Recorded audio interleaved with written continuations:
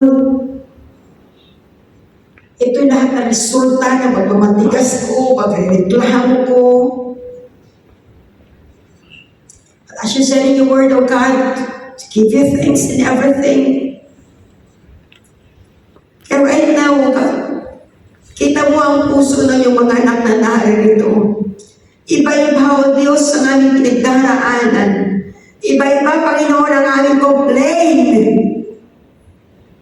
Help us, Lord, not to complain anymore, but instead, giving you thanks in everything. Come on, say it, Lord, thank you. Say it.